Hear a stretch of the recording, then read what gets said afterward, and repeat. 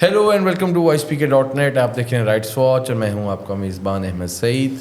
मैं हूँ जरी जलील। नाज़रीन, जो यूनिवर्सिटीज़ होती हैं वो किसी भी इंसान की जो ग्रूमिंग होती है उसमें बहुत ही अहम किरदार अदा करती हैं, क्योंकि यूनिवर्सिटीज़ का वो टाइम पीरियड होता है आपकी ज़िंदगी में जब आप बहुत सारी चीज़ें नई चीज़ें लर्न करते हैं और बहुत सारी चीज़ों को अनलर्न करते हैं। और कहा जाता है कि ये जो अनलर्निंग का प्रोसेस होता है ये बहुत ही ज़्यादा इंपॉर्टेंट होता है। और यूनिवर्सिटीज़ एक ऐसा फेज़ होता है जहाँ पे आप अपनी जो पिछली ज़िंदगी गुजार के आते हैं, स्कूल तक, कॉलेज तक, उसमें आप एक ख़ास किस्म के माहौल में उठते बैठते हैं, एक ख़ास किस्म के लोगों में उठते बैठते हैं और वो ज़्यादातर वही लोग होते हैं। एक सोशल बबल सा आपका क्रिएट हुआ होता है। लेकिन जब आप यूनिवर्सिटीज़ में आते हैं तो वो सोशल बबल जो है वो आपका ब्रस्ट हो जाता है, क्योंकि फिर यहाँ आपको आके हर किस्म के इलाके के लोगों से मिलना पड़ता है। हर किस्म के रंग, मज़हब, नस्ल आपके इर्द गिर्द जो होता है वो हर किस्म की जो डाइवर्सिटी होती है वो मौजूद होती है, चाहे वो लिंग्विस्टिक बेसिस पे हो, चाहे वो एथनिक बेसिस पे हो, या वो चाहे वो रिलीजियस बेसिस पे हो। यहाँ आके जो है लोग आपस में घुलते मिलते हैं। वो एक दूसरे के मुतालिक जो उनके पहले स्टीरियोटाइप्स बने होते थे उसके हवाले से वो उनको कभी कभी लोगों को शौक़ लगता है कि हम तो इस एथनिसिटी के बारे में ये सोचते थे, लेकिन देखो हमारी तो जब इंटरेक्शन हुआ तो ऐसी बात नहीं है। तो ये जो सारा फेज़ होता है ये लोगों को बहुत ज़्यादा चीज़ें एक लाइफ लॉन्ग जो है वो लेसन्स जो है वो देता है। और ज़री जो पंजाब यूनिवर्सिटी है वो हमने देखा है कि पाकिस्तान की एक बहुत बड़ी दरसगाह है जिसमें उसको कहते तो पंजाब यूनिवर्सिटी हैं, बट उसमें पूरे पाकिस्तान से जो है लोग आते हैं। बिल्कुल। और हर एथनिसिटी के लोग आते हैं, हर लैंग्वेज के लोग आते हैं, हर रिलीजन के लोग आते हैं। एग्जैक्टली। लेकिन अनफॉर्चुनेटली कि बहुत ही अजीम दरसगाह है और बड़े बड़े लोग उससे निकले हैं। लेकिन पिछले चंद सालों में हमने देखा कि उसका एक ख़ास किस्म का इमेज बना कि उसके अंदर जो है शायद उस तरह से आज़ादी नहीं है। उधर आके लोग जो है उस तरह से एक्सप्रेस नहीं कर सकते, जो कि ग्रो आ गए और जो कि यूनिवर्सिटीज़ के लिए होने चाहिए। आई थिंक पॉलिटिकल ख्यालात हर तरह की अगर एक इस तरह की जगह पे हों, ख़ासतौर से यंग लोग जो निकल के आ रहे हों सोसाइटी में, उनके लिए तो बड़ी एक हब होना चाहिए, मतलब ऑफ इंटेलेक्ट। अब पंजाब यूनिवर्सिटी का नाम जब मेरे जहन में आता है ना तो मेरे जहन में अब एक ऐसा वो बन गया है, उसका एक ख्याल सा या एक खाका सा बन गया कि भाई वहाँ पे बड़ा एक घुटन ज़्यादा माहौल है। वहाँ पे एक बहुत ही रिजिड किस्म की, एक वायलेंट किस्म की जो है वो एक तंजीमें मौजूद हैं और जो कि जो है एक ख़ास रिलीजन को या इस्लाम के नाम पे वो कुछ करना चाहती हैं। जी जी, क्योंकि वो रिलीजियो पॉलिटिकल और मुझे ये लगता है कि शायद वहाँ पे अगर कोई और माइनॉरिटी का बंदा वहाँ पे पढ़ता होगा तो वो कैसे एडजस्ट करता है। मेरे जहन में ये बड़ा सवाल आता है। ये बहुत बड़ा सवाल है, वाकई बहुत बड़ा सवाल है, और हम देखते भी नहीं हैं कोई इतने ज़्यादा उधर। एग्जैक्टली। लेकिन बड़े कम लोग। लेकिन इसी तरह की जो उस पंजाब यूनिवर्सिटी के मतलब जो मिथ्स हैं, पंजाब यूनिवर्सिटी जो है वो किस तरह और लोगों को ट्रीट करती है, पंजाब यूनिवर्सिटी की जो डाइवर्सिटी है वो क्या है, इस पर बात करने के लिए हमने दावत दी है एक स्टूडेंट को, Hindu student who is studying in Punjab University. Besham Raj हमारे साथ मौजूद हैं। बहुत शुक्रिया बेशम राज, आपने हमें ज्वाइन किया। तो सबसे पहले तो आप हमें ये बताएं कि आपका ताल्लुक़ कहाँ से है, आपकी कहाँ स्कूलिंग हुई, कहाँ अपब्रिंगिंग हुई और आप पंजाब यूनिवर्सिटी कैसे पहुँचे। सबसे पहले तो नमस्ते, गुड मॉर्निंग, सत श्री अकाल। और जैसे कि मेरा नाम बिशम राज है और मैं वैसे बेसिकली पनवाकिल सखत से बिलोंग करता हूँ। और मैं वहाँ से मैं 2021 में इधर लाहौर शिफ्ट हुआ। अच्छा। मैं पंजाब यूनिवर्सिटी में अभी लॉ कर रहा हूँ। अच्छा। मेरा फाइनल ईयर है और मतलब यहाँ आके मुझे बहुत सी नई चीज़ें सीखने को मिली। पंजाब यूनिवर्सिटी जो कि एक मैं जैसे कि मेरे फर्स्ट ईयर में मुझे इतना मतलब जहन में नहीं था कि ये चीज़ इतनी मतलब इतनी बड़ी यूनिवर्सिटी, इतनी बड़ी डाइवर्सिटी और कोई 60,000 या 70,000 इसकी स्ट्रेंथ है। अच्छा। और 100 नहीं 120 प्लस कोई मतलब ना इसमें डिपार्टमेंट्स हैं। अच्छा, काफ़ी स्प्रेड आउट भी है ना, मतलब काफ़ी ज़्यादा मतलब। अच्छा, लेकिन थोड़ा सा जो आप कह रहे थे आप पन्नू आकल में क्योंकि जब हम सिंध का नाम सुनते हैं वहाँ पे हमें एक चीज़ ज़रूर हमारे जहन में आती है, डाइवर्सिटी। कि वहाँ पे हमें ये पता है कि वहाँ पे हिंदू पॉपुलेशन बहुत ज़्यादा है, और एक सबसे अच्छी बात ये कि वहाँ पे बहुत ज़्यादा एक रवादारी का कल्चर मौजूद है सिंध के अंदर। और ख़ास तौर पे देखें मीरपुर ख़ास हो गया, मिट्टी हो गया, थरपारका, नगर पारका जो कैरी डाउन होता है, आई थिंक सूफी कल्चर जिसको एग्जैक्टली सिंध का काफ़ी हाईलाइट होता है। जी एग्जैक्टली। सूफी के सिंध के ना शायर, बड़े बड़े शायर हैं, जैसे शाह इनायत हो गए, शाह अब्दुल लतीफ़ भिटाई हो गया, और इन लोगों के नाम जब आते हैं तो मतलब मैं कहता हूँ कि सिंध की सकाफ़त, तहज़ीब, इनकी मतलब जो इनकी शायरी है, जो इनके अल्फाज हैं, जो इनकी ज़िंदगी है, वो उसकी अक्कासी करते हैं बहुत ज़्यादा। और इसी वजह से ही सिंध में ना इतनी डाइवर्सिटी आपको मिलेगी कि उन लोगों ने इस चीज़ को मतलब कायम रखा और अभी तक कायम है इसकी वजह से सूफ़ी लोग।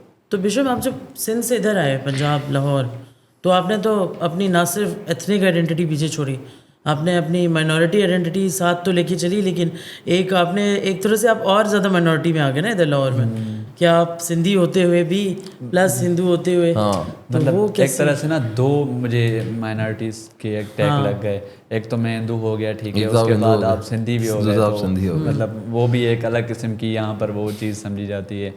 तो मेरा एक्सपीरियंस बहुत ही मतलब ना एक तरह से देख लेना, पहले साल में तो बहुत ही बुरा रहा। अच्छा, जैसे कि ना बुरा इस तरह से रहा कि ना अब आप जहाँ भी जाएं, जैसे भी जाएं, आप अपना नाम बताएं तो वो आगे वाला कहता कि NIC दिखाएं, हाँ ये बड़ा होता है, और वो दिखाएं, मतलब इस तरह की चीज़ें बहुत ज़्यादा होती हैं। और मुझे तो एक एक्सपीरियंस याद है सेकंड ईयर का, तो मैं किसी एक्टिविटी में गया हुआ था किसी ऑर्गेनाइजेशन की तरफ से, और मैं गया हुआ था इमाम बारगाह में। क्योंकि मेरा बहुत ज़्यादा काम है ना वो इंटरफेथ हारमोनी के ऊपर पहले साल से रहा है। यूनिवर्सिटी में सबील्स हो गई, यूनिवर्सिटी में होली हो गई, यूनिवर्सिटी में कोई भी इफ्तार का इवेंट हो गया, तो सब चीज़ों में हम पार्टिसिपेट करते हैं, बहुत अच्छी तरह से पार्टिसिपेट भी करते हैं और ऑर्गेनाइज भी करते हैं। तो आपका कोई ऑर्गेनाइजेशन है, कोई ग्रुप है, उसका नाम है? रिसेंटली मैंने अभी एक ऑर्गेनाइजेशन बनाई है जिसका नाम है सनातन यूथ कलेक्टिव। अच्छा, पंजाब यूनिवर्सिटी में? पंजाब यूनिवर्सिटी। वो मैंने जस्ट अपने हिंदू स्टूडेंट्स जो भी जहाँ से भी आ रहे हैं उन सबको गैदर करने के लिए और उनकी कैपेसिटी बिल्डिंग के लिए मैंने एक सोसाइटी बनाई हुई है।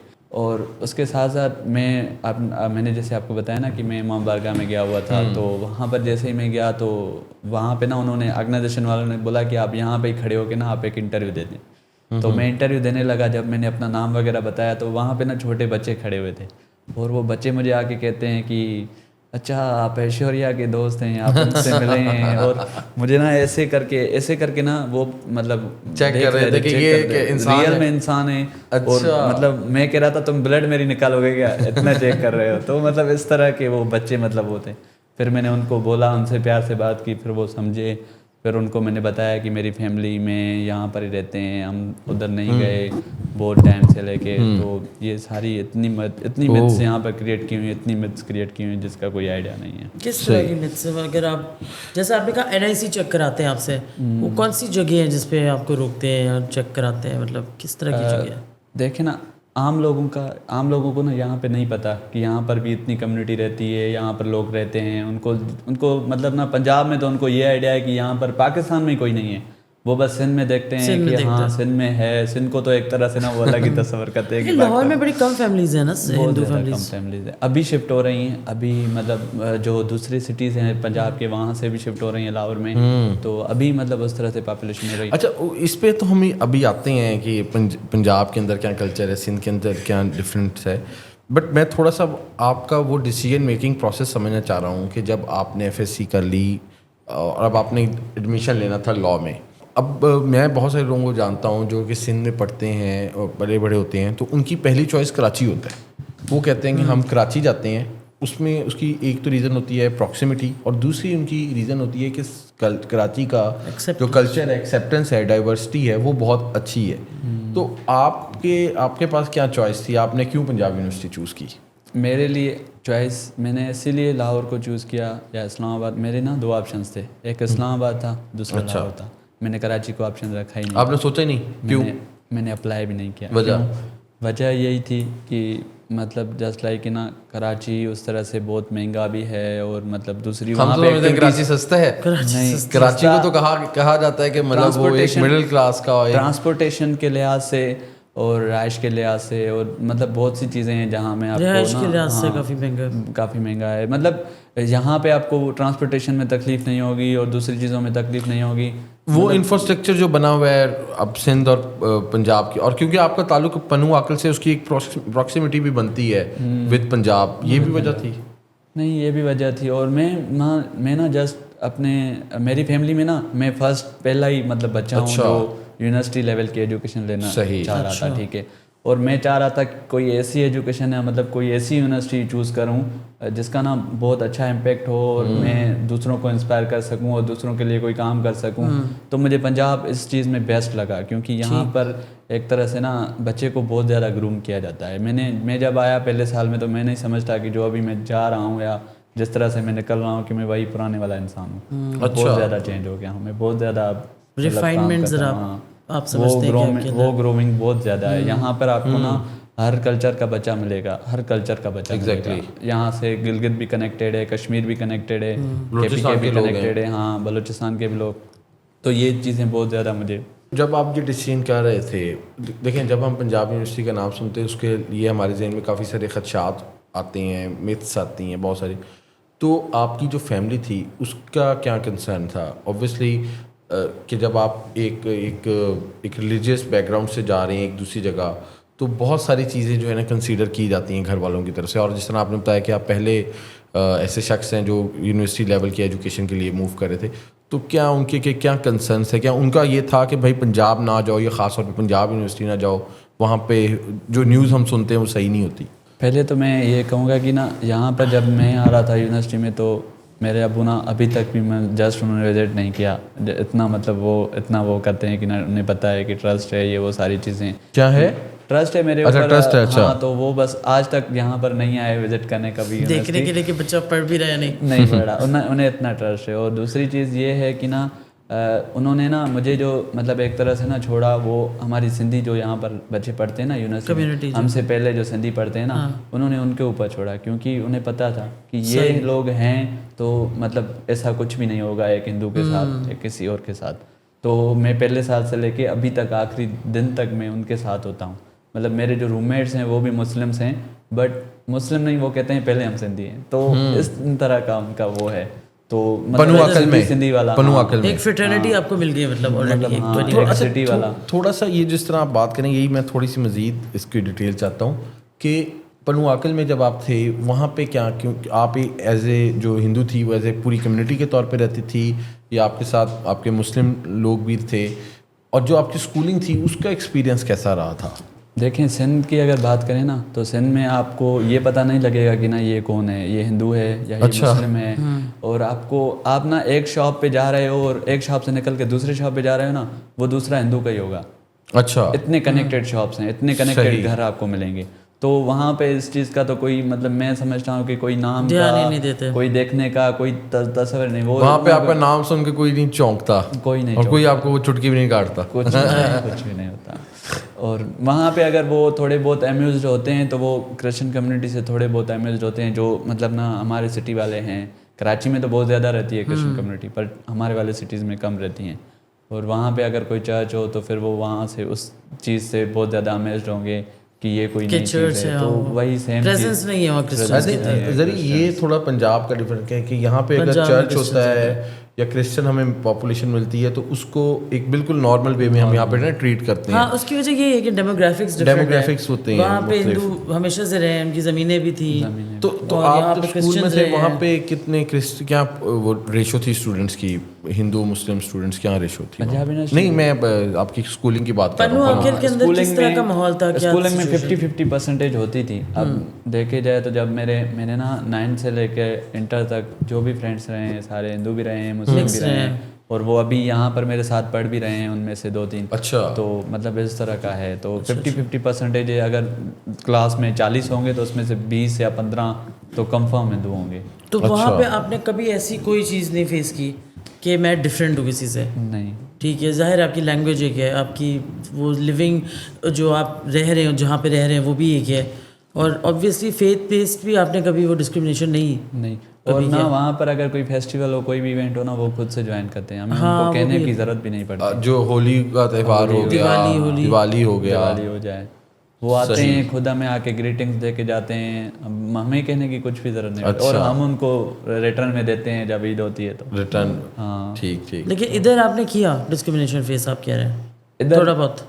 इधर इस तरह से मैंने फेस किया कि इधर ना मतलब फर्स्ट ईयर में जब मैं आया तो मैंने देखा कि ना यहाँ पर कोई सेलिब्रेशन नहीं, कोई ऐसी चीज़ नहीं। और हम मतलब ना कोई, मेरे ख्याल से कोई 10 या 11 स्टूडेंट्स कोई रहते थे, पढ़ते थे, ठीक है, हिंदू जस्ट, उसमें से गर्ल्स नहीं थी और दूसरे नहीं थी, कोई भी नहीं था, ठीक है। तो हमने कहा कि ना पहले तो मैंने ये काम किया कि ना थोड़ी बहुत ना एडमिशन कैंपेन्स चलाता हूँ। पंजाब यूनिवर्सिटी में कोटा है माइनॉरिटीज़ की। अच्छा। हाँ कोटा है और सिंगल सीट होती है हर डिपार्टमेंट में। हर डिपार्टमेंट में एक सीट होती है माइनॉरिटी के लिए, ठीक है। तो वो हर साल मतलब ना खाली जा रही थी। क्रिश्चियन बच्चे भी इतने नहीं आ रहे थे और हिंदू बच्चे भी इतने नहीं आ रहे। अच्छा, ये माइनॉरिटी की seat from all over Pakistan है या पर province? No, all over Pakistan. All over, that's very few. ये तो बड़े कम है सीट है। बहुत कम भी हैं, बट वो भी खाली क्यों जाए? वो भी खाली जाती थी क्यों? उसकी वजह क्या थी? बच्चे नहीं आते थे, उनको पता नहीं था। क्योंकि हम देख रहे हैं कि लोग पढ़ तो रहे हैं ना। मेरे ख्याल से अवेयरनेस नहीं है लोगों को। क्या आपकी क्या फाइंडिंग थी कि मैंने फाइंडिंग्स ये की कि ना जो सिंध के बच्चे थे वो तो इन चीज़ों से डरते थे कि ना यूनिवर्सिटी का एनवायरनमेंट पंजाब है, यहाँ पर इतनी फैमिलीज़ नहीं है, यहाँ पे कोई फेस्टिवल्स मतलब उस तरह से नहीं होते, कोई सेलिब्रेशंस नहीं होती, कोई उतने लोग नहीं हैं हिंदू कम्युनिटी के जिनके साथ मिले जुले या रहे, मतलब उस तरह से चीज़ें हो। जैसे अब देखे जाए तो मैंने जब फर्स्ट इनिशिएटिव लिया था होली का, तो उसमें ये था कि ना हमारे बच्चों के पेपर्स थे, ठीक है। 23 मार्च को आई थिंक होली थी और 24 को भी पेपर थे और 22 को भी पेपर, बिल्कुल ऐसे ही था। तो अब एग्ज़ाम्स के दौरान ना वो घर जा सकते हैं और घर भी इतना दूर, ठीक है, तो मतलब उस तरह से नहीं हो सकता। तो फिर हमने कहा कि हम खुद से ही प्लान करते हैं सारी चीज़ें और यहीं पे कर लेते हैं। क्या ही इशू है, यूनिवर्सिटी पंजाब यूनिवर्सिटी में हाँ इतनी बड़ी एरिया है और उसके कोई, मैं समझता हूँ कि 2000-3000 एकड़ उसके इजीली हो जाएंगे। तो इतनी बड़ी एरिया में अब हमारे लिए कोई क्या, एक कोना तो हमारे लिए भी होना चाहिए, तो एक कोना तो हमारे लिए और हम भी सेलिब्रेशन करें। तो ये प्लान वहाँ से शुरू हुआ हमारा होली सेलिब्रेशन का। फिर बच्चों को पता लगा कि यहाँ पर बच्चे हैं जो रजिस्ट भी कर रहे हैं, जो यहाँ पर मतलब सेलिब्रेशंस भी कर रहे हैं और खुशी से मतलब फिर उन्होंने ज्वाइन किया। लेकिन होली में विषम, मुझे याद है वॉइस पीके ने कवर किया था आपका होली, जो पहली या दूसरी दफ़ा हुई थी उसमें वायलेंस हुई थी कोई ना कोई। 2023 में हुई थी मार्च में जी। और वो क्या हुआ क्या था उसमें ये था ना कि पहले हमें ना इजाज़त मिली, ठीक है, पहले तो हमें ना परमिशन दे नहीं रहे थे, ठीक है, यूनिवर्सिटी आपको परमिशन नहीं दे रही थी। वहाँ पे ना एक CSO हुआ करता था, अभी वो नहीं है, ठीक है, पहले हुआ करता था। तो उसने क्या किया कि ना हमें पहले तो परमिशन दे नहीं रहा था, ठीक है, फिर उसने परमिशन दी तो हॉस्टल साइड पे दी, ठीक है। फिर हमने, हमारे बच्चों के पेपर थे लॉ कॉलेज में, फिर हमने कहा कि ना हम वहाँ से उन सबको लेंगे, उन बच्चों को इकट्ठा लेके फिर वहाँ से जाएंगे, जस्ट लाइक कि ना बीच में कुछ उनको हो ना जाए या उस तरह से चीज़ें ना हो, तो इसलिए हम उनको कंपनी देने के लिए लॉ कॉलेज में गए थे। और ये जो मेरी अंडरस्टैंडिंग है और बिल्कुल कि ये तो एक मिक्स गैदरिंग होगी ना, उसमें लड़कियां भी होंगी लड़के भी होंगे, क्योंकि वो तो हिंदू एक आप अपना वो त्यौहार सेलिब्रेट कर रहे हैं। आप ये यूनिवर्सिटी है, ठीक है, अब हम अगर कोई इवेंट रख रहे हैं, वो ओपन रख रहे हैं, तो उसमें हम किसी को रोक नहीं सकते कि आप ना आए, ये आए, आप ना आए, ये आए। अब वो हर बच्चे की अपनी मर्जी, अगर हम ज़बरदस्ती करते हों तो फिर एक बात बनती है कि ना भाई आप कहें, तो ये चीज़ है।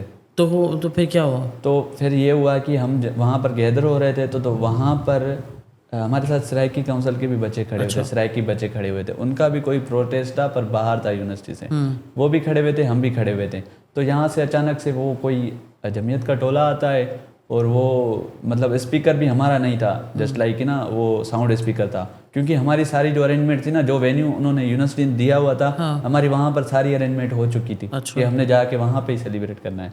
यहाँ से बच्चों को लेके जस्ट लाइक ना हम एक पीस वॉक या एक गैदर होके जा रहे हैं कि ना हम ये सेलिब्रेशन बस गैदरिंग थी। हाँ, तो इस तरह का था। तो उन्होंने आके अटैक कर दिया, अटैक किया, तो उसके बाद सारे वो कलर्स वगैरह हमारे हाथ में अटैक किया, जमीयत अटैक किया। तो क्या किया, मतलब फिजिकल फाइट किया कि आपसे या कुछ? मैम देखिए ना, पहले तो उन्होंने जैसे ही आए तो उनके हाथ में डंडे थे, ठीक है, डंडे थे और बीच में जो भी उनको चीज़ मिल रही थी वो मार रहे थे, ठीक है। और दूसरा ये था कि ना हमारे हाथ में कलर्स पड़े हुए थे, ठीक है। उन्होंने हमसे कलर्स छीन के वो शापर्स फाड़ी हैं और वो फाड़ के ना कलर्स वगैरह फेंक दिया है। वहाँ पे गुलदस्ते वगैरह पड़े हुए थे, उनमें डाल दिया कलर उठा के, और सारी टेबल्स वगैरह कुछ हमने अरेंज की हुई थी वो उन्होंने तोड़ दी। स्पीकर पड़ा हुआ था वो उन्होंने तोड़ दिया। और फिर हमारे लड़के, तो हमने कहा कि ना हम इस मूड में नहीं है कि हम यहाँ पर झगड़ा करें या कुछ भी करें, क्योंकि हम उस तरह के लोग हैं नहीं। जो हमारे साथ सारे बच्चे थे वो सिंधी थे, ठीक है, और वो इन तरह की वायलेंस वाली चीज़ों में आते नहीं हैं। हम बहुत ज़्यादा नॉन वायलेंट लोग हैं और बहुत ज़्यादा अमन में यकीन रखते हैं और उस चीज़ों पे ज़्यादा हमारी फोकियत होती है। आज तक आप यूनिवर्सिटी की एडमिनिस्ट्रेशन से जाके पूछेंगे ना कि सिंधी बच्चे कैसे हैं, तो वो आपको खुद से बताएंगे, इतना कॉन्फिडेंस में बताएंगे ये बच्चे कभी लड़ ही नहीं सकते और ये लड़ते भी नहीं हैं, क्योंकि वो फोकस के साथ आए हैं ना, वो मतलब हमारी इमेज ही इस तरह की है, वहाँ घर छोड़ के आए हैं और पढ़ने के लिए आए हैं। बट मैं तो ये समझना चाह रहा हूँ कि जमीयत ने आपको अटैक क्यों किया? वो मैं आपको सारी स्टोरी बता रहा हूँ ना कि जब वो उन्होंने अटैक किया उसके बाद से मैं वहीं पर ही खड़ा हुआ था, ठीक है। और थोड़ी देर बाद क्या होता है कि वहाँ पर CSO आता है, चीफ सिक्योरिटी ऑफिसर, ठीक है, और वो आता है, वो वहाँ पर जमीयत के नाज़िम के कंधे के ऊपर हाथ रख के बोलता है कि बहुत अच्छा किया, यही करना चाहिए था, क्योंकि वहाँ पर गार्ड्स ऑलरेडी खड़े हुए थे।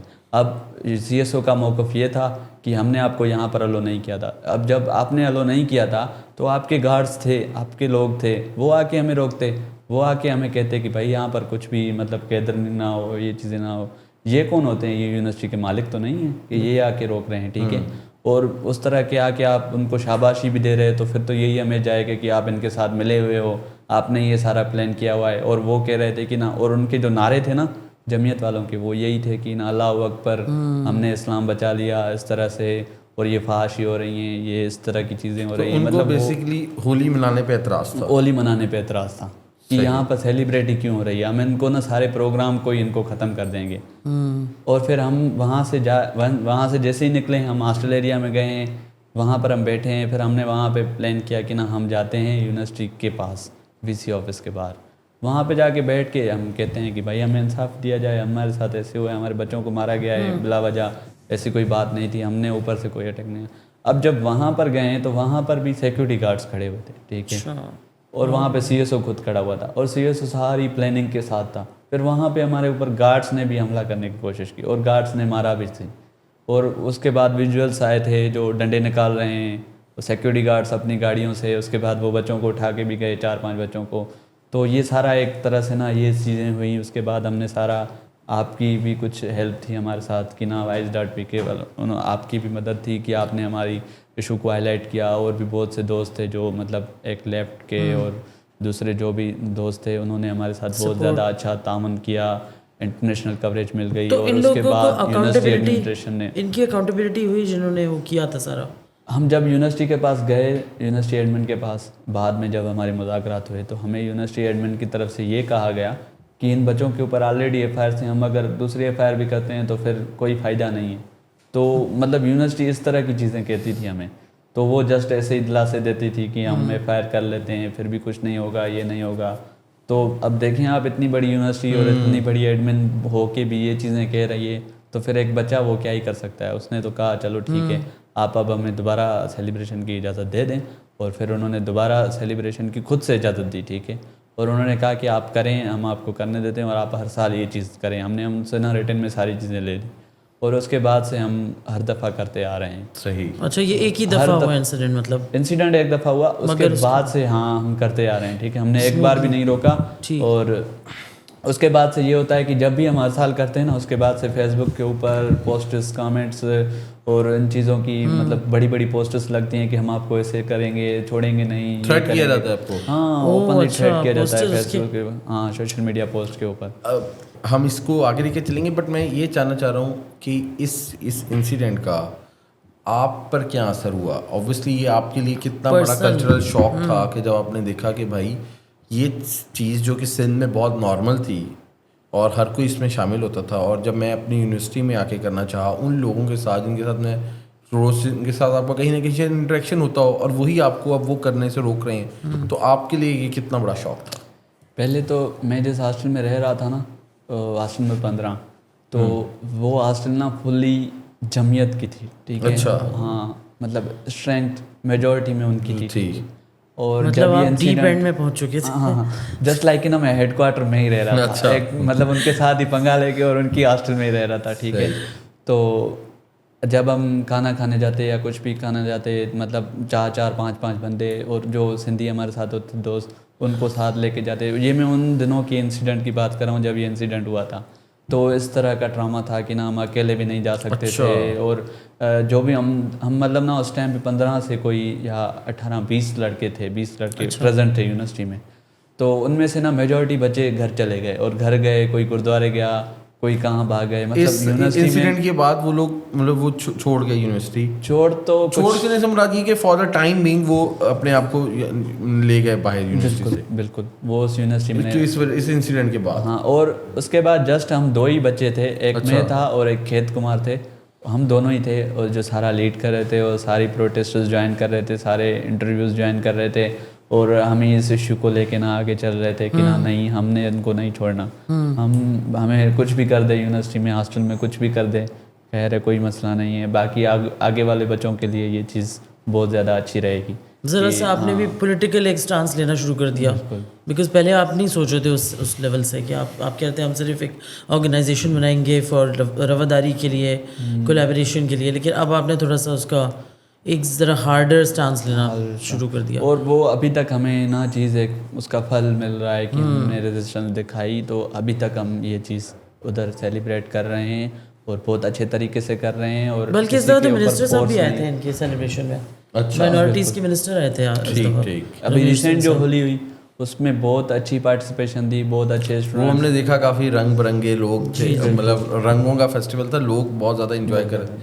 तो वो कैसा लगा आपको एक्सपीरियंस? वो मुझे बहुत ही अच्छा लगा, क्योंकि अब आप देखें ना, ये तो लोग तो ऐसे कह रहे थे ना कमेंट्स में और चीज़ों पे ऊपर कि ना ये मतलब एक तरह से होली सेलिब्रेशन इतनी अच्छी हो रही है, ये हो रही है, बट बैकग्राउंड कोई नहीं देखता कि ना उसका जस्ट लाइक कि ना बैकग्राउंड किस तरह से रहा है। कि वो सेलिब्रेशन अब जो इतनी अच्छी हो रही है वो पहले कैसे हुआ करती थी।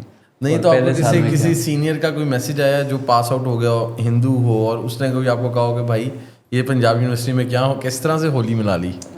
बहुतों का आया है। अच्छा। बहुत मुझे कहते हैं कि हम जब हुआ करते थे, तो अब देखें ना आप 2023 या 21 से पहले ना यूनिवर्सिटी का इतना, तो मैं कह रहा हूँ ना, हार्ड एनवायरनमेंट होता था, गंदा एनवायरनमेंट होता था, बैड कि ना आप हेडफोन्स तक नहीं लगा सकते।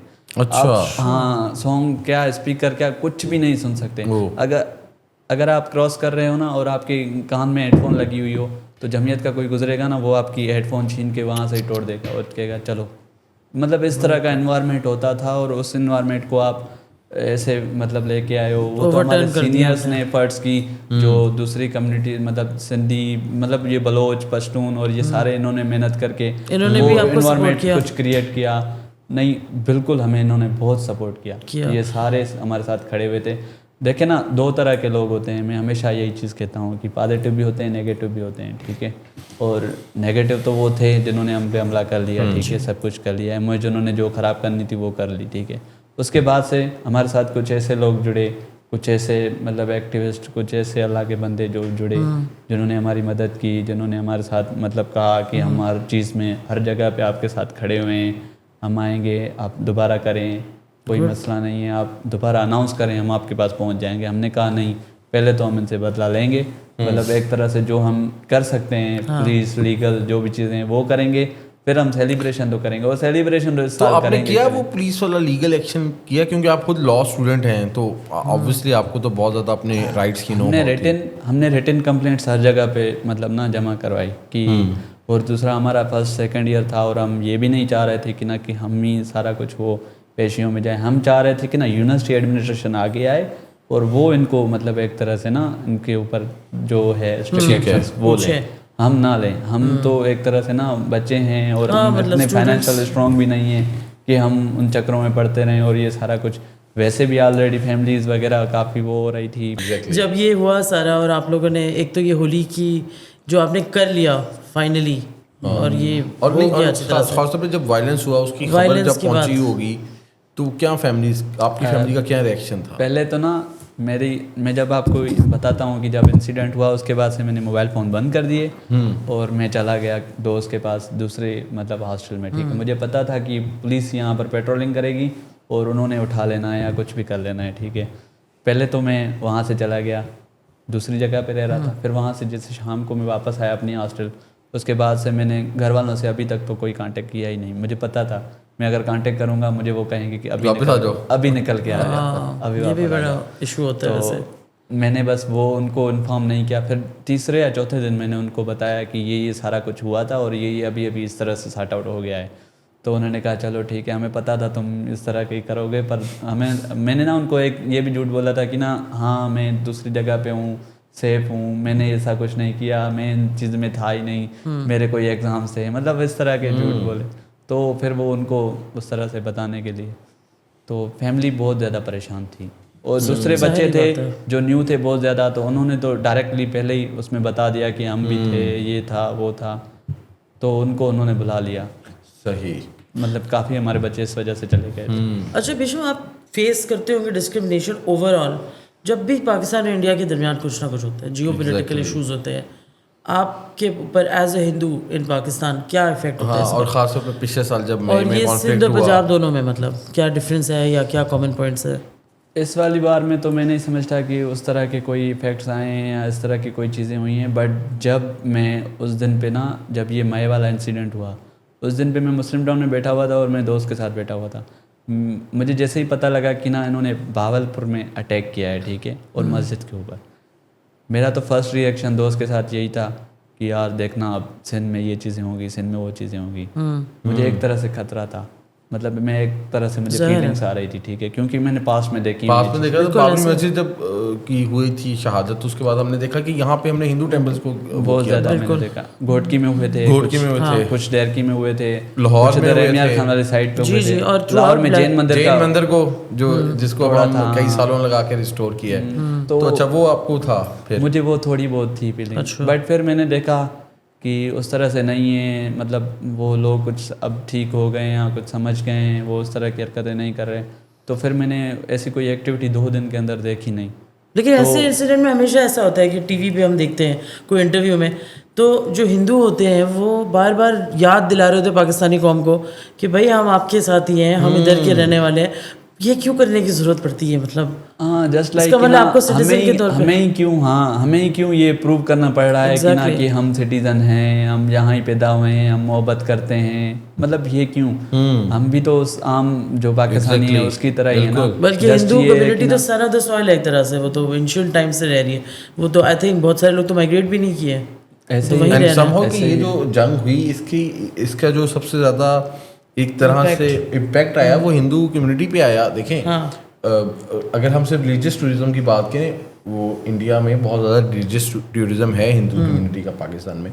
वो उनका दाखिला बंद कर दिया गया, उनको निकाला गया और बड़ा मुश्किल वीज़ा प्रोसेस बड़ा मुश्किल हो गया।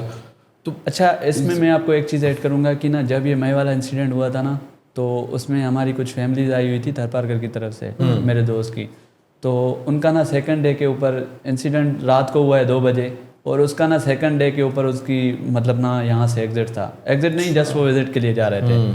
तो वहाँ से वो सारा कुछ सामान, मतलब वो जा रहे थे परमानेंटली जा रहे थे, ठीक है। उन्होंने वहाँ से अपना सारा कुछ बेच दिया और सारा कुछ वो पैसे शैसे ये वो सब कुछ ले लिए, और वो वहाँ से ट्रेन में सफ़र कर रहे थे और उनको कुछ पता ही नहीं था कि इस तरह का कोई इंसिडेंट होगा। और फिर वो जब यहाँ पर पहुँचे उनको पता लगा कि गेट्स क्लोज हैं वाघा बॉर्डर के और वो नहीं जा सकते। और मतलब इस तरह की बहुत उन्हें मतलब ना इस तरह का फील हुआ कि हम सब कुछ बेच के आए हैं, अब हमारा कुछ नहीं हो सकता। और अभी तक वो कुछ ऐसा खुलने की कोई इम्कान नहीं है और अभी तक खुला भी नहीं है। और बहुत से लोग मतलब वैसे रिलीजियस पर्पस के लिए भी जाते हैं कि गंगा में जाते हैं, वहाँ पर जाते हैं, और इंगलाज मतलब बहुत सी जगह हैं जहाँ पर वो जाते हैं अपने रिलीजियस स्पिरिचुअल्स करने, वो अभी नहीं जा पा रहे हैं, बिल्कुल भी नहीं जा पा रहे हैं। और वहाँ हमारा तो मतलब मेजॉरिटी जो हिंदू कम्युनिटीज़ है ना, वो आपको पता है कि क्रिमेचर वो सारा कुछ वो जलाते हैं और वो सारा कुछ अस्थियाँ बहाते हैं गंगा में। तो उस तरह की काफ़ी चीज़ें हैं, काफ़ी प्रैक्टिसेस हैं जो वो यहाँ पर नहीं कर पा रहे हैं और उनका जाना ज़रूरी होता है। बट अभी तक मैं समझता हूँ कि अभी तक खुलने का कोई चांस है नहीं, अभी वीज़ाज़ नहीं मिल रही। और जो वहाँ से इधर आए हुए थे, ठीक है, वो भी मतलब वो उस टाइम पे तो चले गए। कुछ ऐसे लोग हैं, एक हमारे पास ऐसा केस आया है बच्ची का, जो जिनको ना वहाँ से वो आई थी, और यहाँ पर उनका कोई NIC एक्टिव था या इस तरह की कोई चीज़ थी, तो वो यहाँ पर मतलब एक तरह से फंस गई हैं और वो यहाँ से निकल के वहाँ पर वापस जा नहीं पा रही है। ये वो तो नहीं थी औरत जिसके 2 बच्चे भी उधर ही रह गए थे इंडिया में, उसका हस्बैंड भी उधर ही था, कुछ तरह की खबर आई थी? हाँ कुछ है, मतलब वो केस मुझे एग्जैक्ट नहीं उसकी इंफॉर्मेशन मिली है, बट मुझे ये पता चला है कि वो अभी थरवारकर में बची रह रही है, बट वो यहाँ से जा नहीं पा रही है। केस होगा। लेकिन यहाँ पे विषय आप थोड़ा सा मैं आपसे जानना चाह रहा हूँ, जो हम पहले बात कर रहे थे कि अब आप लाहौर आए, आप सिंध में तो एक कम्युनिटी के तौर पे रहते हैं, लाहौर में हमने देखा कि ऑल्दो के प्री पार्टीशन यहाँ पे एक बहुत ही ज़्यादा एक साइजेबल जो है हिंदू कम्युनिटी मौजूद थी, वो ऑब्वियसली यहाँ पे बिज़नेस करते थे और बहुत ही इन्फ्लुएंशियल लोग थे जिन्होंने लाहौर को बेसिकली आर्किटेक्ट किया, बनाया। और अब देखा है कि अब तो बहुत कम हिंदू कम्युनिटी रह गई लाहौर में। तो ये जब आप लाहौर आए तो आपको कुछ फील हुआ कि भाई यहाँ पे बिल्कुल कम्युनिटी नहीं है, और दूसरा कम्युनिटी ना होने की वजह से टेम्पल्स जो है हमें अब हिंदू टेम्पल्स जो है वो एक्टिव उस तरह से जो है वो नज़र नहीं आते, वो भी आपको मुश्किल पेश आई कि अगर आपने कभी अपनी इबादत करनी है तो आपको महसूस हुआ कि भाई इस शहर में तो हमारे लिए जगह उस तरह से स्पेस मौजूद नहीं है जो कि होनी चाहिए।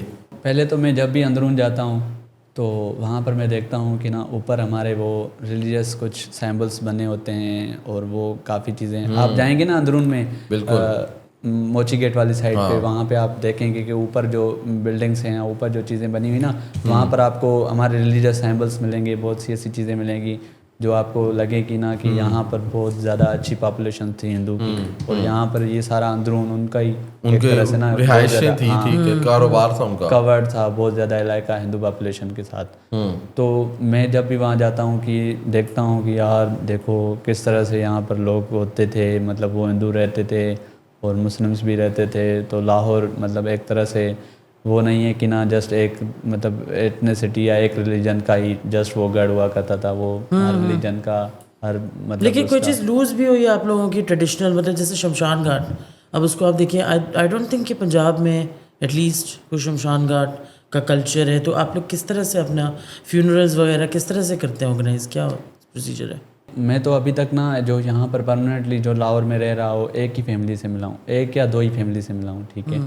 और वो भी एक तो अमरनाथ रंधावा वाले हैं तो, और एक दो और हैं, तो हिंदू काउंसिल के वो हैं, हाँ वो हैं, तो एक दो ही हैं लोग जिनके साथ में मिला हूँ और उनको देखा है। बाकी जो मैंने यहाँ पर जो भी फैमिलीज देखी है ना, वो वहाँ से शिफ्ट करके आई हैं, सिंध से या भावलपुर वाले एरिया से या रेमियार खान वाले एरिया से, वहाँ से वो शिफ्ट करके आए हैं। और अभी भी उनकी कुछ फैमिलीज वहाँ पर रह रही हैं। तो मैं समझता हूँ कि रेमियार खान वाले एरिया में तो उनके पास वो सारी फैसिलिटीज़ अवेलेबल हैं, यहाँ पर लाहौर में उस तरह से नहीं है। सही, मैंने तो अभी तक रिसेंट में कोई नहीं देखी। और मैं मंदिर जा रहा हूँ, ठीक है, मैं फर्स्ट ईयर में गया था, सेकंड ईयर में गया था, उसके बाद से मैं अभी तक नहीं गया हूँ। मैं अभी रिसेंट में, मैंने आपसे पूछा शमशान घाट के बारे में, अभी मैं रिसेंट में क्यों नहीं गए आप? अभी मैं रिसेंट डेज में ना 2-3 बार गया हुआ हूँ, मतलब लास्ट वीक में और उससे पहले। उसका रीज़न ये है कि ना वहाँ पर इवेंट्स बहुत ज़्यादा पॉलिटिकली होते हैं, बहुत ज़्यादा मतलब उस तरह से रिलीजियस प्रैक्टिसेस वहाँ पे वो नहीं करते जैसे कि होनी चाहिए। जैसे हमारी प्रैक्टिसेस हैं, जैसे हमारी पूजाएं हैं, वो उस तरह से वो चीज़ें नहीं होती है। एंड बाय पॉलिटिकल आपका मतलब है कि गवर्नमेंट की तरफ से पॉलिटिकल या political with in the Hindu community? कोई पता नहीं, अब वो जस्ट पिक्चर्स के लिए, जस्ट मतलब वो वीडियो शूटिंग के लिए, हाँ बस अब पता नहीं वो मैनेजमेंट किसके अंडर में क्या है, कुछ भी है। बट मैंने वो वहाँ पर देखी है कि वहाँ पर वो बच्चे उस तरह से एंजॉय नहीं कर पाते जिस तरह से उनको एंजॉय करना चाहिए। इस टाइम एक तो हमें ये बताएं लाहौर में कितने मंदिर इस टाइम हैं जो फंक्शनल हैं? और मेरा एक जो सवाल मेरे जहन में आता है, जिस तरह आप बात कर रहे थे कि यहाँ पे तो इतनी बड़ी तादाद में हिंदू कम्युनिटी थी, ऑब्वियसली उनकी मंदिर उन्होंने बनाए होंगे, लाहौर के मंदिर आखिर गए कहाँ? वहाँ पर वो शॉप्स बन गए या तो कब्जे हो गए, टूट यहाँ पर वहाँ पर घर बना दिए गए उनको जोरी तोड़ के, मतलब इस तरह की बहुत सी चीज़ें हुई हैं। और यहाँ पर लाहौर में इस वक्त करंटली 2 ही मंदिर हैं जो मतलब वर्किंग में है, जहाँ पर कम्युनिटीज़ प्रेयर्स कर रही हैं। एक तो कृष्णा मंदिर है रावी रोड के पास, और दूसरा जो है वाल्मीकि मंदिर है वो माल रोड के पास, पार्टी हाउस के साथ ही। तो ये 2 मंदिर हैं जो अभी तक वर्किंग में है। बाकी जैन मंदिर है, जैन मंदिर तो बस वो बाहर से जिस तरह बना हुआ है, अंदर उसके कुछ भी नहीं है। अच्छा, मतलब क्या उसकी मेंटेनेंस नहीं है या मतलब वैसे कोई यूज़ नहीं करता? वो तो जैन कम्युनिटी का है, जैन इतने लोग है नहीं, और वैसे भी वहाँ पर अंदर कोई भी मूर्ति कोई भी चीज़ अंदर है नहीं जिसके लिए लोग जाएं उसको विजिट करें। वो जो है वो कृष्णा मंदिर में है और वाल्मीकि मंदिर में है। और वहाँ उन दोनों मंदिर में ये होता है कि जब भी हमारे होली, दिवाली या कोई भी फेस्टिवल होता है ना, तो वहाँ पर मैं जब भी गया हूँ तो कोई पॉलिटिकली आ जाते हैं लोग और वो आते हैं, बस बैठे होते हैं, वो स्टेज लगा के। स्टेट प्रोटेक्टेड है वो मंदिर, और वो ऑफिशियल इवेंट्स होते हैं वहाँ पे। कृष्णा मंदिर में जो है वो दिवाली सेलिब्रेट की जाती है बड़े ऑफिशियल लेवल पे, मैसिव लेवल पे। तो ये तो बात सही है। तो बिशम, मैं आपसे पूछूंगी एक सवाल इस तरह का कि what makes you proud to be a Pakistani. देखिए ना, हिंदू कम्युनिटी इतनी चैलेंजेस फेस करती है यहाँ पे, विदाउट द फैक्ट कि डिस्क्रिमिनेशन, मतलब देखिए एक साइड पे आपको फोर्स कन्वर्जन के प्रॉब्लम्स फेस करने होते हैं, सिंध में भी, पंजाब में भी हो रहे हैं।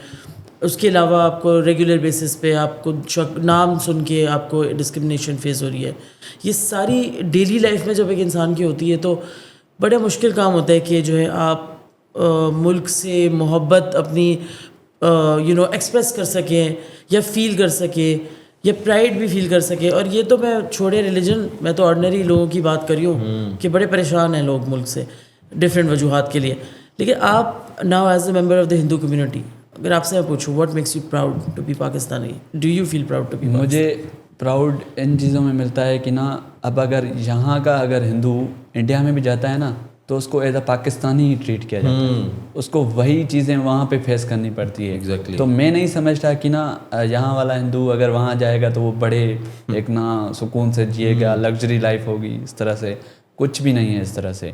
मुझे तो यहाँ पर मतलब मैं कहता हूँ कि यहाँ से जो मतलब यहाँ पर जो इज़्ज़त है, यहाँ पर जो लोग हैं, एक तरह से आप देखें ना, मैंने फिर वही बात करनी है कि ना दो तरह के लोग होते हैं, पॉजिटिव नेगेटिव। पाकिस्तान में रहने का हमारा ये जो मैं अभी तक यहाँ पर रह रहा हूँ या ये जो मैं अभी तक यहाँ पर चीज़ें कर रहा हूँ, वो उन पॉजिटिव लोगों की वजह से ही कर रहा हूँ।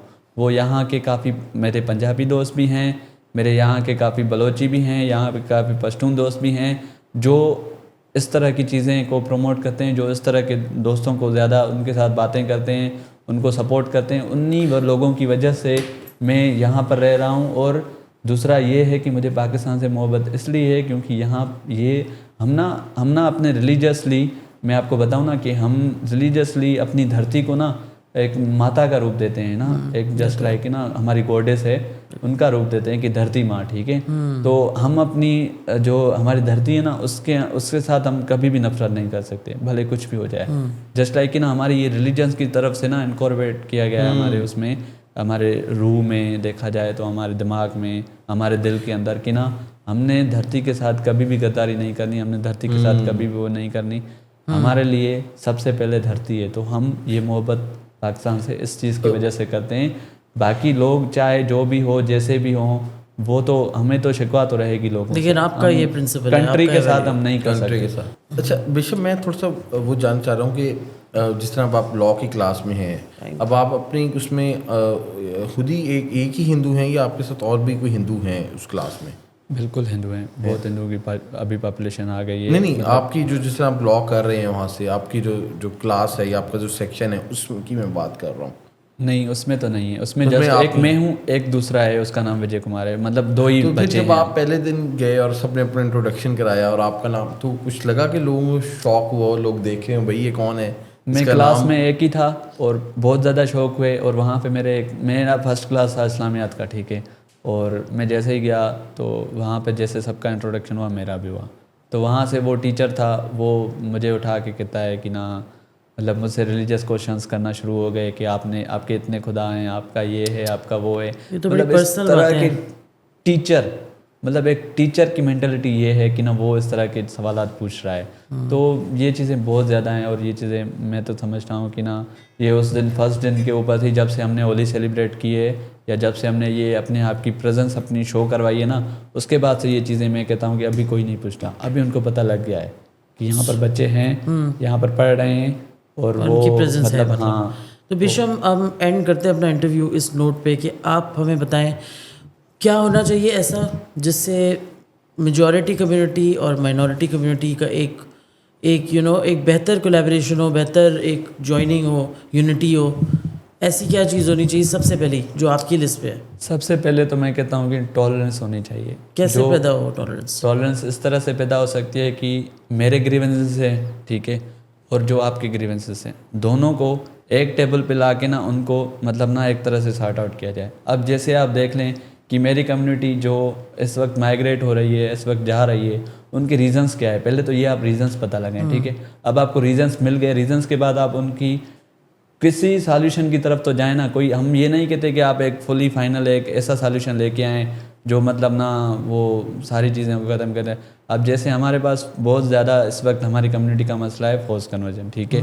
अब फोर्स कन्वर्जन के लिए मैं हमेशा यही कहता हूँ कि हम ये तो नहीं कह रहे ना कि आप एक जिसका बंदा है, जिसका अपना फ्री विल है, जो अपने दिल के साथ जाना चाहता है या एक मतलब अपनी विल के साथ जाना चाहता है, तो हम उसको नहीं रोक रहे हैं। हम जस्ट ये कह रहे हैं कि अगर वो बाद में फोर्स एक साबित हो जाता है, प्रूव हो जाता है, तो उसके बाद तो आप उसको हाँ कुछ करें ना। या अगर कोई माइनर इन्वॉल्व हो, बच्ची माइनर इन्वॉल्व हो, तो हम इन चीज़ों में बिलीव करते हैं। हम तो कहते हैं आप एक तरह से ना उसको एक प्रोसेस को एक पूरा रखें, एक ट्रांसपेरेंट रखें और पता लगे कि हमारी बच्ची बाद में भी कहाँ जा रही है। मतलब आप देखें, मैं तो अभी तक हैरान हूँ। मैं 2023 से 24 से लेके फोर्स कन्वर्जन के ऊपर भी बहुत ज़्यादा काम कर रहा हूँ और उसमें मैं ये इस चीज़ में हैरान हूँ कि हमारी बच्चियाँ मतलब उनकी सोशल प्रेजेंस ख़त्म क्यों हो रही हैं। जस्ट लाइक ना अभी अगर आप भी हैं या मैं भी अगर कन्वर्ट होता हूँ तो इसमें कोई बुरी चीज़ नहीं है, ठीक है। अगर मुझे कोई चीज़ समझ आ रही है, ठीक है, बट ये है कि ना मेरी प्रेजेंस खत्म क्यों हो रही है।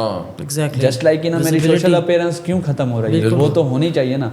उसमें तो कोई इतनी दो राय नहीं है कि मैं सोसाइटी में घूम सकता हूँ, मैं सोसाइटी में कुछ खरीद सकता हूँ, मैं भी इंजॉय कर सकता हूँ, मैं भी एक आम आदमी की तरह घूम सकता हूँ। बिल्कुल ट्रांसपेरेंट तरीके से। आपने बात की कि फोर्स कन्वर्जन और कन्वर्जन की, एक चीज़ जो मुझे लगता है कि जो यहाँ पे एक्सपीरियंस करते हैं लोग, शायद उसके हवाले से उतनी खुल के बात ना करते हों कि शायद बहुत ही कैजुअली लोग जो है वो आके जो नॉन मुस्लिम लोग होते हैं उनको ये प्रीच करना शुरू कर देते हैं कि भाई तुम मुसलमान हो जाओ। आपको भी कभी फेस करना पड़ा ऐसा अपने पंजाब यूनिवर्सिटी के दौर में?